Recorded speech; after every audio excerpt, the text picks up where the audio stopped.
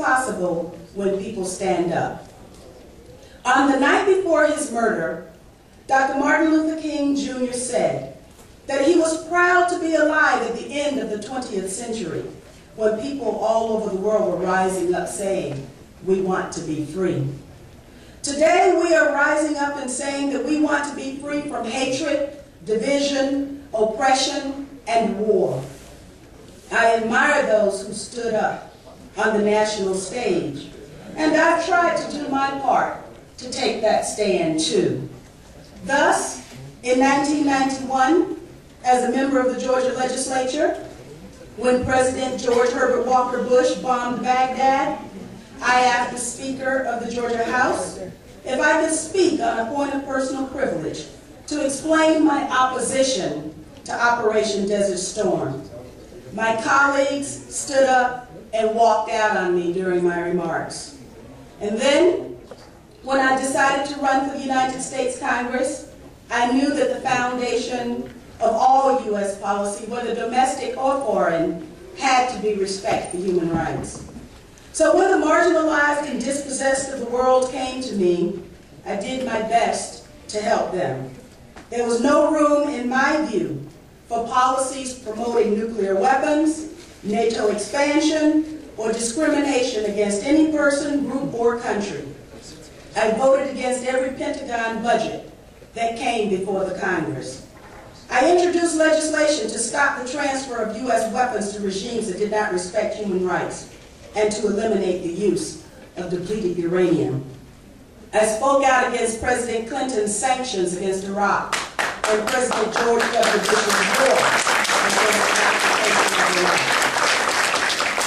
I represented the Congressional Black Caucus at the Durban World Conference Against Racism, despite intense pressure to not attend in order to avoid a discussion of Zionism.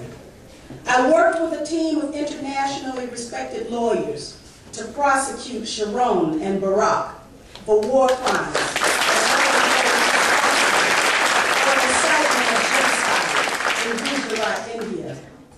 I even turned down a politician's dream, fame, fortune, and re-election if I would just do one thing: get arrested in front of the Sudan embassy and let a famous Zionist lawyer bail me out of jail. Underlying it all was my belief that the Universal Declaration of Human Rights ought to have universal application. After all, it was Dr. King who reminded us that justice is indivisible. Injustice anywhere is a threat to justice everywhere. But when the subject was justice for Palestine, while I stood my ground, the political resolve underneath me dissolved beneath my feet. When the pro-Israel lobby targeted me for defeat, even lifelong family friends abandoned me. And those I thought stood for principle shrank in utter fear. For all the talk about justice, the principles underlying the Universal Declaration of Human Rights melted away when the topic was Palestine, or any other project of the pro-Israel lobby, like Durban, Sudan, Rwanda, Congo, or protecting their interests in blood diamonds. Unfortunately for me, all the issues I had taken on with great enthusiasm pitted me for the people, but against the interests of the all-powerful pro-Israel lobby. And then they decided in 2002 that I had to go. That came after I questioned the Bush administration's version of what happened on September 11, 2001. The pro-Israel lobby activated its operatives inside both the Republican and Democratic parties, and I lost my campaign for re-election to the Congress. Even though 2 years later, in 2004, I ran again and regained my seat, I still wore a target on my forehead. And again, pro-Israel, pro-war Democrats and Republicans joined to oust me from Congress in 2006, when I was the only Democratic member of Congress to lose re-election. The significance of the 2000 election was this. The very first bill to fund the war came up for a vote and passed with exactly the number of votes required. Had I been there to cast my no vote, the bill would have failed. It became clear to me that the war party inside the United States, that consists of pro-war elements inside both the Democratic and Republican parties, can do a darn good job of making sure that they control enough congressional votes to keep our country at war. So after leaving Congress in January of 2007, I declared my independence from every bomb dropped, every child killed, and every veteran maimed as a part of the U.S. war machine.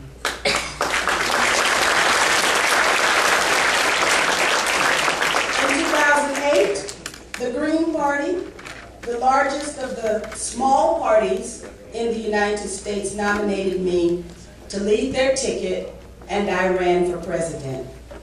And now I'm trying to launch Dignity, a movement for peace and justice inside the United States as a counter to the war party. So, the day after Israel began bombing Gaza, the co-founder of the Free Gaza Movement asked me to travel the next day to Gaza with some doctors and deliver 3 tons of medical supplies. It didn't take me 5 minutes to say yes. And so began my voyage aboard the pleasure boat Dignity that was rammed in international waters by an Israeli warship, and that almost cost me my life. On board the Dignity was Sami El-Hajj, the Al Jazeera reporter from Sudan, who, while covering the U.S. military operation in Afghanistan, was captured and became known as Prisoner 345 in Guantanamo for 6 years. Once again, I came face to face with a victim of U.S. war policy against Afghanistan and also against his home country of Sudan. I apologized to him. Al Jazeera had dedicated 3 of their reporters to our effort and treated our voyage as a breaking story with continuous updates. CNN dedicated 1 reporter to our effort who came to us from Colombia. Untainted by the politics of CNN headquarters, Carl Penhall reported the truth as he experienced it. But could you believe it? I could hear him on several occasions arguing with and disputing a CNN headquarters that seemed determined to report Israeli disinformation rather than the truth. At the dock in Cyprus, we held 2 press conferences, 1 impromptu and 1 planned. The world press was there to hear of our efforts to break the blockade and deliver medical supplies to Gaza. In reality, the Dignity had made 5 successful runs to Gaza, breaking the Israeli blockade each time. Understanding that Israel had no legitimate claim over Gaza's territorial waters, the Free Gaza Movement, a human rights organization, sought to establish that fact. As a precaution, however, they strategized that it was important to let the Israeli military know who they were, what course they were taking, and what they were carrying, which they did each time the Dignity embarked from Cyprus. They held press conferences also that publicized the trip, and they carried reporters as passengers, all in an abundance of caution. And 5 times the Dignity had succeeded. So when the co-founder was trying to explain to my mom why it was all right for me to go on board the Dignity, he cited the fact that the Dignity had run previously 5 successful times. My mother remains unconvinced.